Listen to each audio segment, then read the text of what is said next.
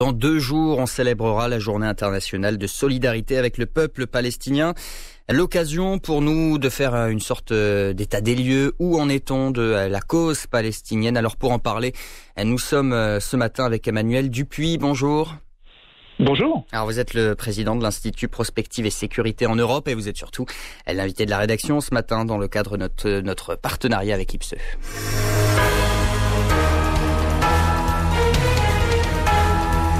Alors Emmanuel Dupuis, ces derniers mois, on a beaucoup parlé d'Israël, notamment sous l'impulsion de Washington, qui avec Donald Trump n'a finalement plus caché son soutien à la colonisation israélienne en Cisjordanie occupée. Et les Palestiniens dans tout ça, est-ce que la cause palestinienne n'est pas la grande oubliée de ces derniers mois sur la scène internationale? Oui, et c'est d'ailleurs précisément pour cette raison qu'a été créée, comme vous l'avez rappelé, en 1977, précisément le 29 novembre 1977, cette journée internationale de solidarité avec la Palestine, car on est dans un paradoxe absolu. On parle beaucoup des Palestiniens, de la cause des Palestiniens, on parle beaucoup de la nécessité, comme l'ONU l'avait déjà précisé avec cette date anniversaire, car cette journée commémore en réalité la première mobilisation des Nations Unies le 29 novembre 1947, à l'occasion duquel l'Assemblée générale des Nations Unies avait prévu le partage de la Palestine en 2 États. On sait que l'État d'Israël a été créé le 14 mai 1948 et que malheureusement la Palestine a bien un statut mais n'a toujours pas d'État.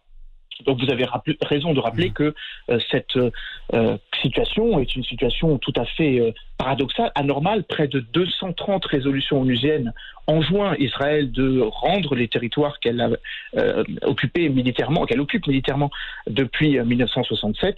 Et comme je le précisais, une résolution qui est la résolution historique, la résolution 180 de 1947, reconnaît le droit à la création de 2 États en Palestine. L'État d'Israël s'est fait et l'État de Palestine encore pas tout à fait. Mais vous avez raison de rappeler que ces derniers temps, durant l'administration Trump, il y a eu une accélération dans un sens et pas dans l'autre. Vous avez évoqué la reconnaissance implicite du caractère légal, ou plutôt de la non-considération du caractère illégal de la colonisation israélienne en Cisjordanie, près de 450 000 colons, près de 60% du territoire palestinien. Les États-Unis ont pris cette décision de manière unilatérale, non reconnue par les Nations Unies en novembre 2019.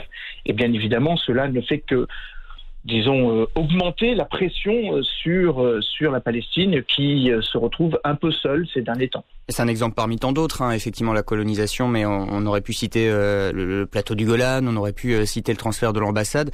Face à ça, on a quand même une communauté internationale qui est restée quand même globalement assez silencieuse. Elle est restée silencieuse, mais d'une certaine manière, elle est restée quand même un peu rétive à soutenir la cause palestinienne. Et c'est en regardant du côté de la Ligue arabe que l'on voit effectivement le paradoxe dans lequel tout cela s'inscrit. Il y a quelques décennies, alors que tout le monde appelait à la normalisation entre Israël et les États arabes, ça a d'ailleurs fait l'objet de 3 conférences de paix, une à Madrid en 91, une à Oslo en 93, une sous l'égide de l'Arabie Saoudite qui est la base sur laquelle s'appuyait jusqu'à présent cette normalisation des États israéliens sous condition ou sous couvert de reconnaissance palestine en 2002. On a quand même le sentiment que la Ligue arabe qui excluait les États qui reconnaissaient Israël, c'était le cas de l'Égypte en 1980 après la reconnaissance de 1978, ce fut le cas très brièvement de la Jordanie après la reconnaissance d'Israël en 1994. On a maintenant le sentiment que c'est plutôt l'inverse et que c'est la Palestine qui est mise sous pression.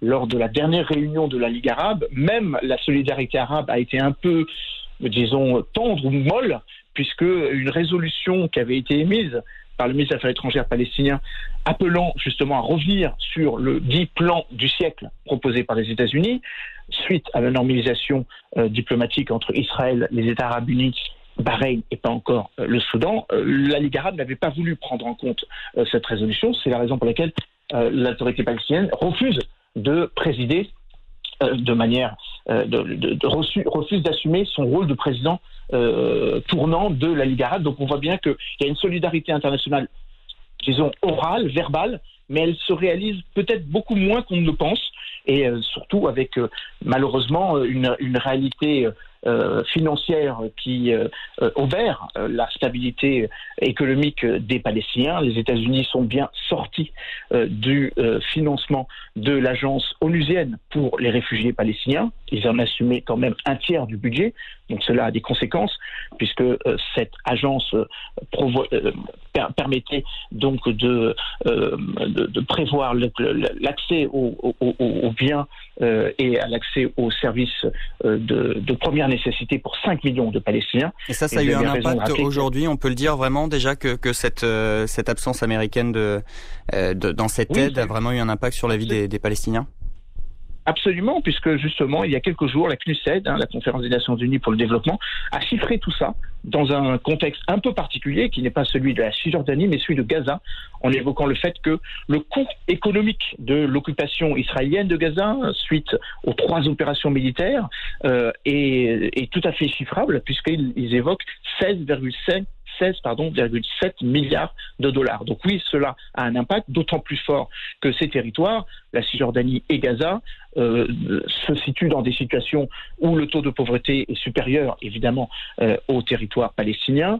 56% de la population vit donc sous le seuil donc de pauvreté des 1,9 $ par jour, et évidemment cela a une conséquence sur l'état d'esprit des Palestiniens. Les Palestiniens ont dû subir 3 guerres, ont dû subir en 1948, en 1967, en 1973, ont subi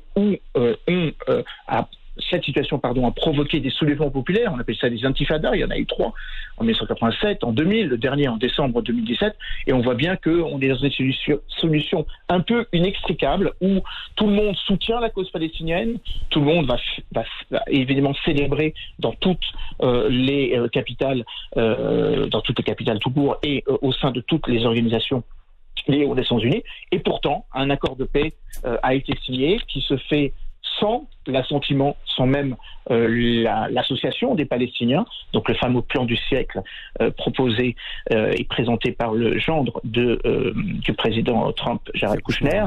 Et pourtant, malheureusement, la situation s'envenime. Vous avez rappelé que la situation donc des Palestiniens se trouve obérée par la reconnaissance d'une colonisation qui ira crescendo. Mike Pompeo d'ailleurs a mis un peu, même beaucoup d'huile sur le feu en se rendant il y a quelques jours dans une colonie illégale au regard des résolutions onusiennes, donc à Jérusalem-Est, voyant un peu, même beaucoup, s'éloignant la perspective que Jérusalem-Est devienne la capitale de la Palestine, qui est pourtant un des fondements des résolutions onusiennes. Un dernier mot peut-être, Emmanuel Dupuis, vous parliez de la Ligue arabe, on peut peut-être dire un mot de l'Union européenne, qui là aussi s'est montrée assez discrète ces derniers mois. Comment l'expliquer? Est-ce que l'Union européenne a encore les moyens de peser dans ce dossier?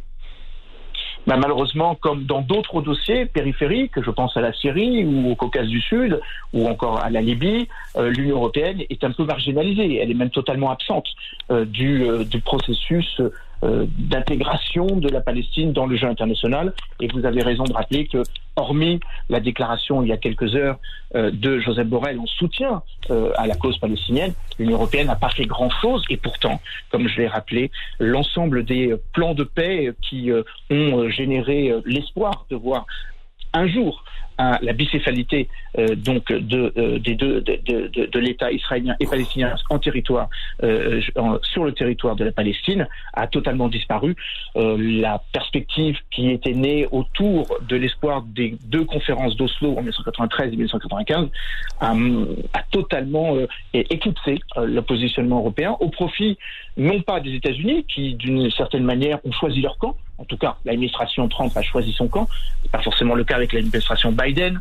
D'ailleurs, il y a eu un geste très symbolique puisque lors de l'annonce du futur gouvernement du 46e président américain, Joe Biden a bien précisé qu'il nommerait Rema Dodin, la première femme d'origine palestinienne, à un poste très élevé dans l'administration américaine en tant que directrice adjointe du bureau des affaires législatives, donc qui fait la jonction entre l'exécutif et le législatif. Donc cela a une force de symbole, mais il a bien tenu à le rappeler lui-même, et l'ayant dit pendant la campagne, tout comme Kamala Harris, la vice-présidente, qu'ils étaient tous les deux fermement opposés à l'annexion des territoires palestiniens, fermement opposés à la reconnaissance de la légalité de cette colonisation. Ils ont été un peu plus discrets sur le transfert de l'ambassade américaine, tel que ça a été procédé en décembre 2017 de Tel Aviv et Jérusalem, mais sans doute y aura-t-il des changements. Et pour de toute façon, on s'attend à un changement de ton avec l'administration Biden. Je suis désolé, je suis obligé de vous couper, Emmanuel Dupuy. J'allais juste dire que la Russie compense un peu ce que l'Union européenne aurait pu faire vis-à-vis du dossier palestinien. C'est à Moscou qu'on trouve les plus fermes soutiens actuellement de la cause palestinienne. Eh bien, c'est bien de le rajouter. Merci beaucoup, Emmanuel Dupuy, d'avoir été l'invité de la rédaction. Et je rappelle à nos auditeurs que vous êtes le président de l'Institut Prospective et Sécurité en Europe. Merci, Emmanuel Dupuy. Merci à vous.